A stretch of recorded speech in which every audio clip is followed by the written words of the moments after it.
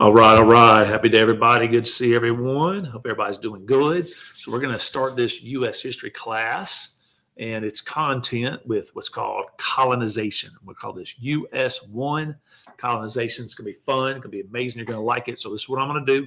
We're going to go through a document. You should have it at your desk, and I'm going to read through it. I'm going to talk a little bit. When I get to a blank, I'm going to pause, okay? And then you're going to guess what goes in that blank. Guess, holler it out. It's okay. And then I'll eventually tell you the right answer if you don't guess it. And then we'll move on all the way through the doc. This will be kind of quick. Stay engaged, get locked in. I think you're going to like what I got for you. So let's get into this U.S. colonization. And it starts like this. All right, here we go. So the question is, how and why did American colonies develop differently? Okay, so this is where this class starts. There's history before this, but it's the year that we'll have our first permanent colony, and that year is 1607. All right, that's where it begins. So Virginia became the first, the word is, when it's there forever, permanent. First permanent English colony in North America. It was founded as a business venture but was called the Virginia. Anybody know? The Virginia Company. All right, that's the name of the company. All right, I can't spell. It's okay. All right.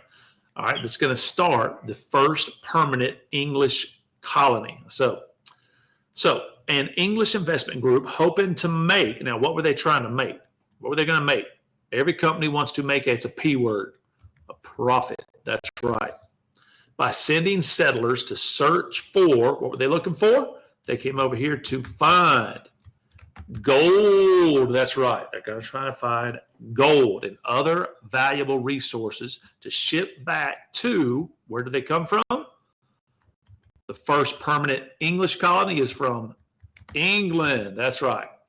Okay, now what's not in here, we're going to call this Jamestown. That's where they are. In 1607, the first permanent English colony is Jamestown, and we'll talk more about that in just a little bit. All right, to provide some form of self-government, the Virginia Company created the House of, look around the room, you might see it, might not, but it's called the House of Burgesses. The House of Burgesses. All right. That's how you spell it right there, House of Burgesses. Modeled after England's, what kind of government do they have over there? What is their legislative body?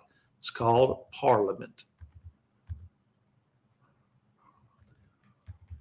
Parliament, that's right. So the House of Burgesses is a lot like Parliament in England. All right, this was the first European-style legislative body in the, what do we call the colonies, or the North America this time? We call this the New World. Very good. All right, here we go. The settlers found, how much gold did they find, y'all? No gold, but they learned to cultivate. That means to grow something. There it goes. It's right there in the next sentence. Tobacco. That's right.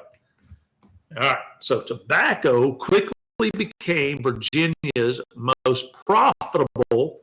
We call this crop, because they're making money out of it. It made them some cash. All right. It became Virginia's most profitable cash crops. That was the main thing. Everything was growing everywhere. Creating wealth for landowners, but deepening the divide between the rich and the poor. So the rich and poor aren't getting along. That's right. Because tobacco farming required intense labor, Virginia's economy grew heavily dependent on, there we go, enslaved Africans. That's right. So long before all right, who we talking about right now? Who we talking about? The English arrived. Native Americans had lived in the region for centuries. Okay. All right, here comes one Native American you need to know. His name is a powerful chief. Name is Powell. All right, Powhatan. All right, Powhatan, a powerful Native leader, controlled much of the surrounding territory. The English soon seized native lands to plant. What are they trying to plant? There you go. You got it. Tobacco. That's right. Forcing many native communities to, what do they have to do? They couldn't stay where they are. It's an R word. They had to relocate. That's right. They had to move, go somewhere else. Not all colonists benefited from this system, though.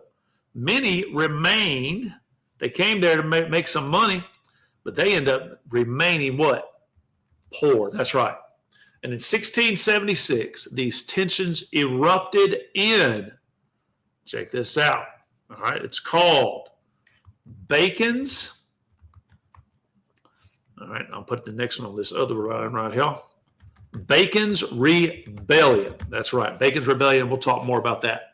So when poor settlers, both white and enslaved, rose up against the governor and wealthy landowners, wealthy planters, they demanded harsher action against Native Americans to open up more.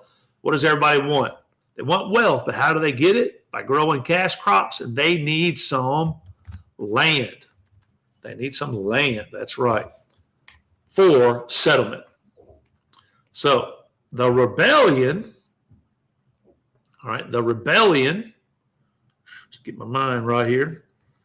The rebellion, all right, how did it go? The rebellion, did it do good or did it do bad? It failed, that's right. But it led to stricter, this is what happened, the result of Bacon's Rebellion led to stricter slave laws, ensuring poor whites could not unite with enslaved Africans against those at the top. We call them, it's an E word, those at the top, the elite. That's right. You could put rich or powerful. We like the word elite. All right, let's look at another area in the colonies. This is New England. Here we go. So the first New England colonies were founded by starts with the P word, the Puritans.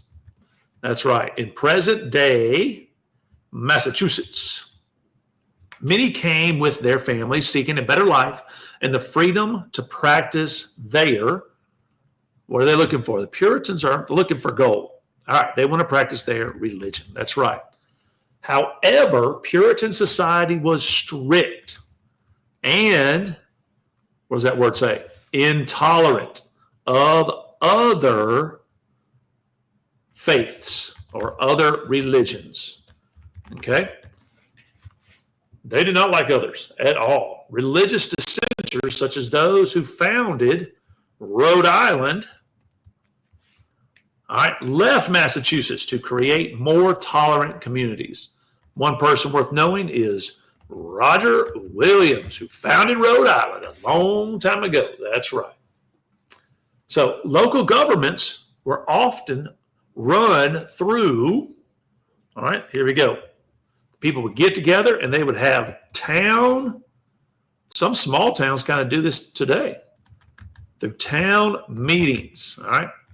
Unless the colony was under direct, watch this, the king's still there. So the king can be in charge. So they can be direct royal control. In royal colonies, the king appointed so if you're in a royal colony, the king would appoint a governor. All right, a governor, whoops, I can't spell. That's right. And part of the legislature, while voting was limited to,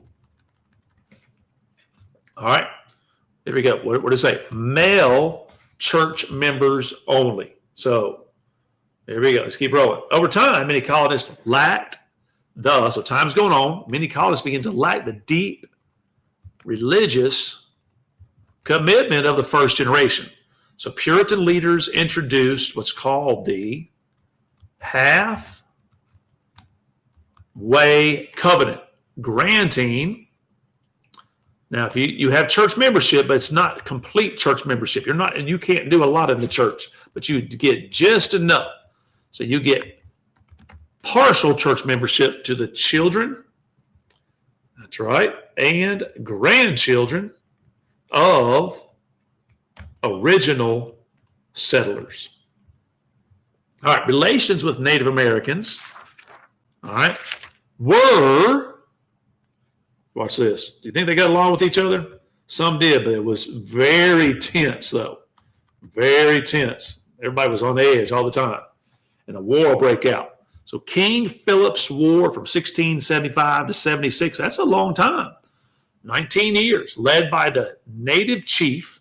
His name is, I like this name, Metacom.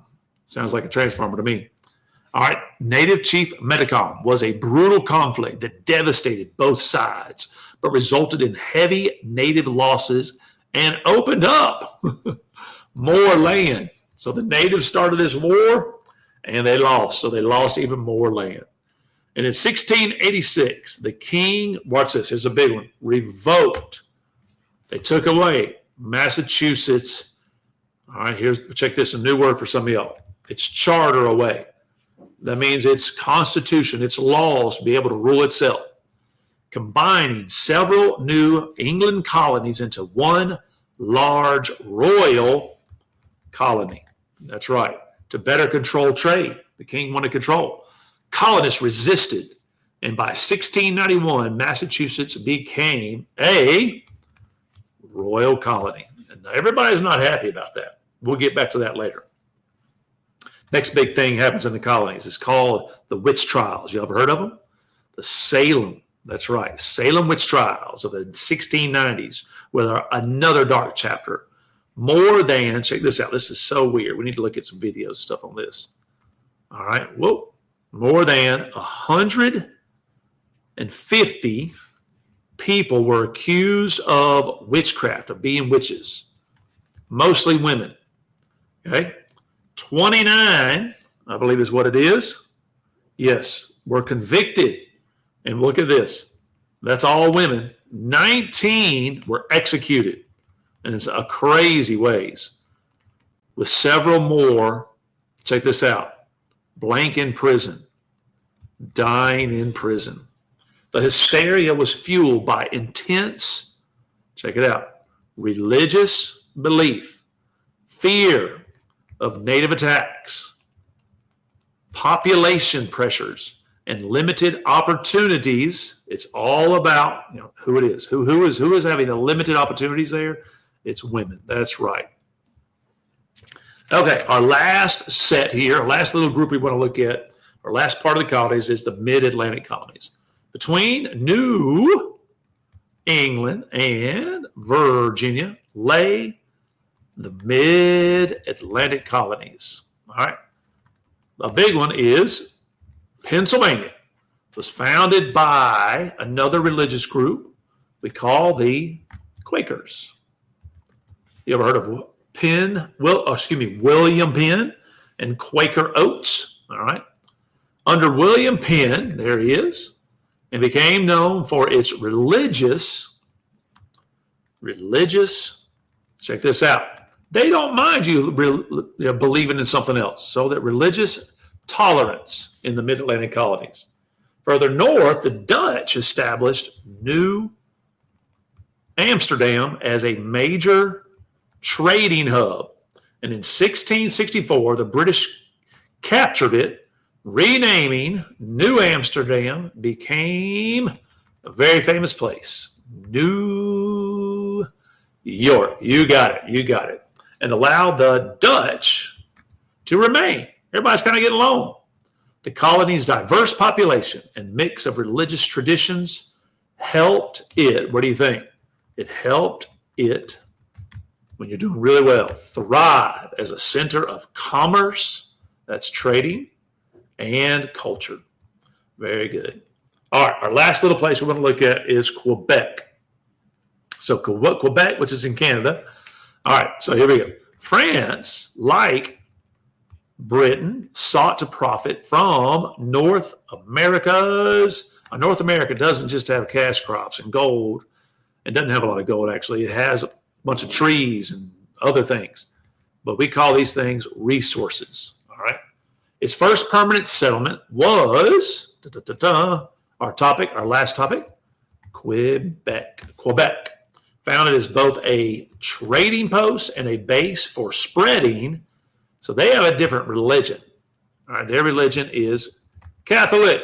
Everybody down in America, or eventually in the colonies, will be mostly Protestant. The French built alliances with Native Americans. That means they got along with them somewhat. All right. What were they doing? Some type of trade. That's why they got along. In the fur trade. Okay. While British colonies, though officially, were Protestant, were more focused on exporting, all right, raw materials for profit. Many British settlers, however, came seeking the opportunity to build communities grounded in their own religious beliefs. All right, there's a basic overview of the colonies. We'll do some more stuff with this. All right, thanks for watching, and we'll see you on the next one.